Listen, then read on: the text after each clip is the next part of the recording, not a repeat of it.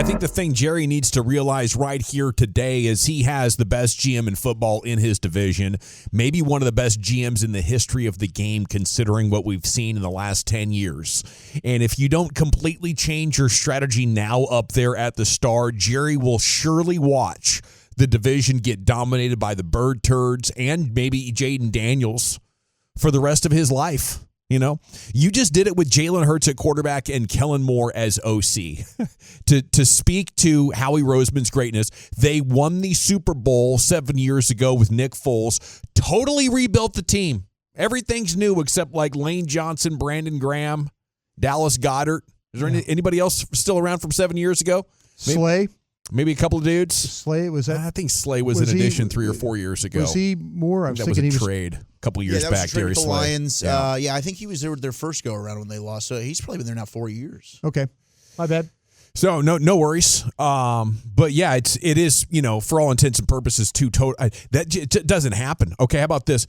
Howie Roseman is one of 4 GMs in the league's salary cap era since '94 to construct 3 Super Bowl rosters while winning multiple championships with the same franchise. He joins Belichick, Kevin Colbert, and Brett Veach now. That is the category of guy that he is in, and I don't know. I think the most impressive out of those is Roseman because of doing it with the quarterbacks that he did this with. I mean, he may very well won a Super Bowl with Carson Wentz as his quarterback. And so I just think Jerry's getting destroyed in an arms race by a guy more willing to use future dollars to pay for players now. And everybody knows this at this point. I don't know if they know to the extent that the dead money and the voidable year money that's on the Eagles payroll, but we talked about it a couple of weeks ago. It's $400 million. And Jerry said in 2023, there's no future. That was the last time the Eagles were in the Super Bowl. He said, there's no future over there in Philly because of the way that they're managing things.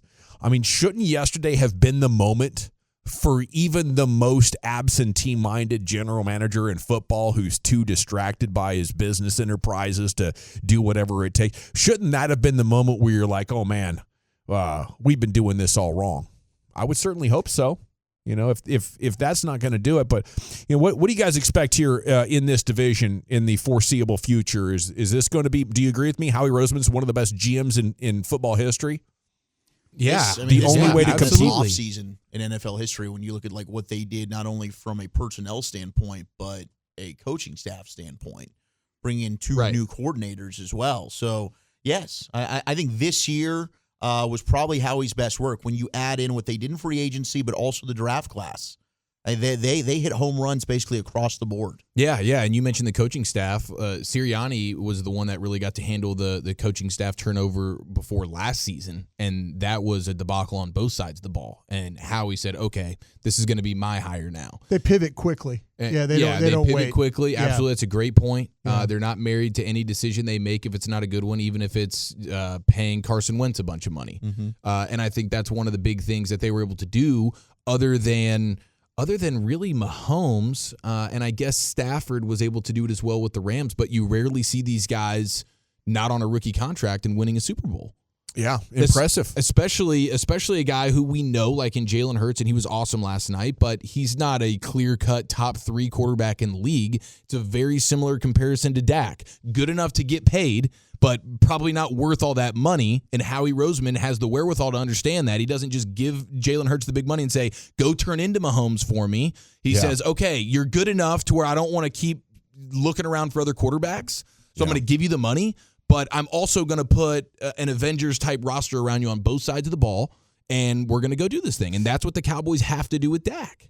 Yeah, I think that's well said. Jalen Hurts and Dak, I would think Dak's the better player out of the two. Not anymore because Hurts can still run, and you saw that yesterday. And so Dak at this point doesn't have that element at all, and that element is huge, especially when you get into a must-win situation where Jalen Hurts is just letting it run. Like, whatever, dude. If you're going to give me 70 yards on the ground, I'm going to take it. Dak can't do that. Mm-hmm. So I think that probably, Hurts is now past him. But over the past half decade, you would have gone Dak over Hurts for the most part. Jerry saying over the weekend he was shocked they weren't in the Super Bowl because they signed the highest paid quarterback in the league. What do you think about that right now? In light of Jalen Hurts winning with Philadelphia, how does that make you feel about Dak's chances of leading this team? Not very high, because they'll use that against him. That's his whole point, is like, I just gave Dak the money. Go be Mahomes. Well, and Roseman's like, here, Hurts, here's the money, but let me also go make sure you have a bunch of monsters around you. Yeah, like, okay, I paid you to be the best player in football. Well, then you shouldn't have given him that money, because Dak's never been the best player in the NFL, right? Yeah. I mean, I know he was MVP runner-up 2 years ago, and he's had moments where he's played incredibly well at a very high level. But you also haven't seen him rise to the occasion in the postseason. You did see that from Jalen Hurts. Even in the Super Bowl loss, Jalen Hurts was brilliant in that football game. So to say that, and then you're also going to use that against him as like a caveat to why we can't build around you, that's the biggest flaw with this organization.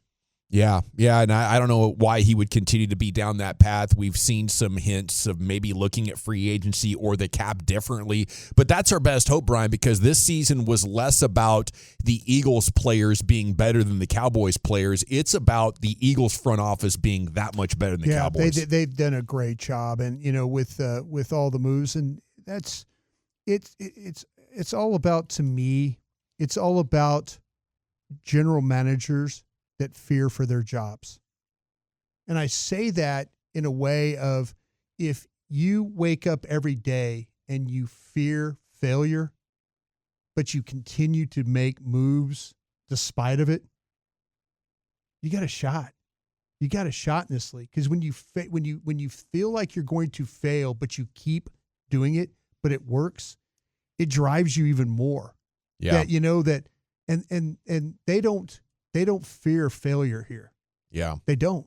And that's unfortunate, because Jerry in 1992 and 93 feared failure. He did. And he doesn't anymore. And that's like I said, I know a lot of these general managers that wake up every day and think they're going to get fired.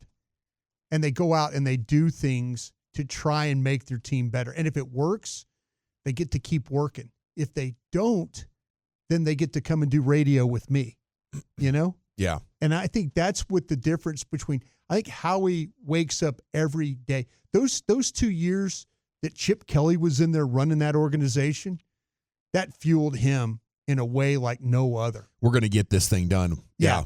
Chip, and he's going places that no other front office would even dream of. Yeah. My guy Les Snead at the Rams with his whole F these picks. Yeah. And that desperation is what's ultimately going to get you that championship. Desperation fuels you to do things you don't think you can do. When Jerry took over the team, they had to win. They did. He was hemorrhaging money. He was hemorrhaging money. He couldn't afford it. He had to trade Herschel Walker. He had to do deals. I don't want to bog down on this, but of course the text is coming after me, calling me delusional once again. I'm used to it at this point. It's all good, but I think it's an interesting conversation. 512, I don't think Dak is capable of what Hurts did last night. Thinking QB4 is comparable is delusional.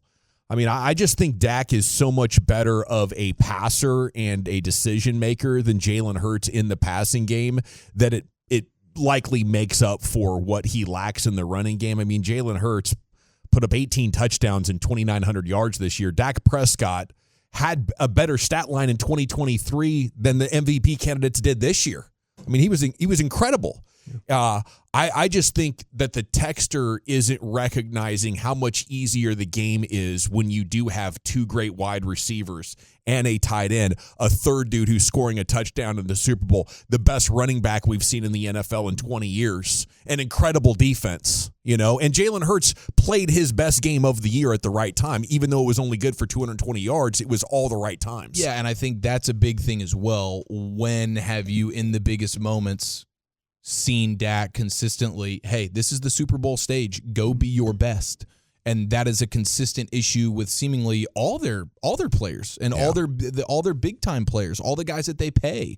Once you get into a must-have it moment, are you getting the best version of that player? And I think with Jalen Hurts, he's shown even in the Super Bowl that they lost a couple of years ago, he was really, really good in that game. And a lot of it has to do with his ability to run. But yeah, he was awesome last night when it mattered most. And Dak and the rest of the dudes on the roster consistently don't perform their best when they have to. I would say Dak hasn't had that level of a supporting cast on offense since his rookie year. No question. There is no question about where that. he did light up the stat sheet against the Packers. But that's the only apples versus apples comparison we could see. They lost the game.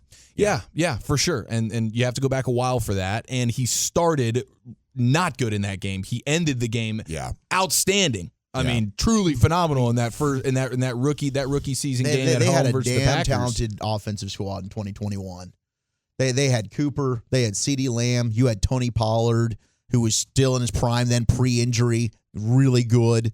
That offense, I think, offensive line not quite as good as the Eagles. Yeah, that's what it's all about. But no excuse for Dak to not put up more than 17 points in that game. That was a bad game. But the offensive line is the component here that gives you the time to make relaxed decisions with poise and composure. And I don't think Dak's consistently had that on the level that Jalen Hurts has. And also last night, there was really no high leverage moment, other than it being the Super Bowl. There was no, oh my gosh, this game is in the balance, and Jalen Hurts, we got to do something special. Maybe the easiest game the Eagles played all year. He got to be in comfort for 4 quarters because his defense is forcing turnovers, and the protection was fantastic for him. Would you bet on the Eagles right now to win the Super Bowl next year because you get plus 650 on your money there at BetMGM? Bet $100, take home $750. Ravens are next up, plus 700. There's no way I'm betting on Baltimore to win it. No. You got to be kidding me. I'd probably like the value on whatever the Chiefs got. Plus 750. Chip on the shoulder Chiefs or Super Bowl hangover Eagles.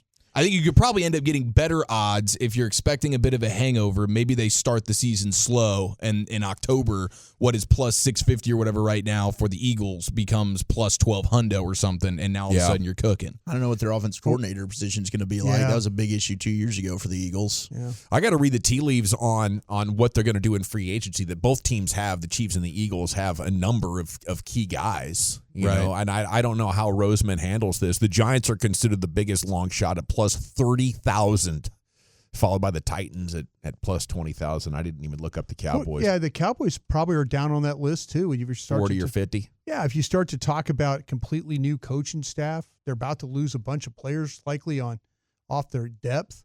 There's a chance Dallas could be worse with playing the AFC West, having to play the NFC North, and also play the division. You got. Now the Commanders are not a pushover. I mean, if they don't bring back Osa and Lewis or comparable players, and they just have an okay draft again, I could easily see them drop into a 5 or 6 win team. They need a great draft, and Will McClay is good, but if you go 3 in a row, you put a lot of pressure on. I mean, not you. The front office, the ownership. I'm about to start personally putting pressure on them. If you go 3 first-round picks in a row that aren't good, and the unfortunate thing about that now, let's say Will McClay did theoretically lose his fastball a couple of years ago for whatever reason. He's locked in. His last name might as well be Jones at this point because of how comfortable he allows Jerry and Steven to be in their lives. Because of all of the things that he uniquely and intimately knows this organization needs to run somewhat functionally around the Joneses. They'll never let him go. I think if a team came after him with a big offer, he could leverage that into even more cash. Okay, it is the GBag Nation here on 105.3 The Fan. Eagles defensive line during the playoffs, 92 pressures in freaking 3 games? 92 pressures, 15 sacks, a 54.4% pass rush win rate. I mean, you just have to say bravo by Howie Roseman. And we'll see how these next 4 or 5 years play out. Hopefully there's a downside to it. Like the conservative cap thinkers will tell you, they're going to really go through it from 2027 to 2030. But now they got 2 Super Bowls. I still think of the Mavs championship like it was a couple of years ago. It was freaking 15 years ago. But it sustains you when you win a championship like this and gives your fan base a life experience that forever bonds them to you, and you'll always have that. But you can't let it go on for too much longer.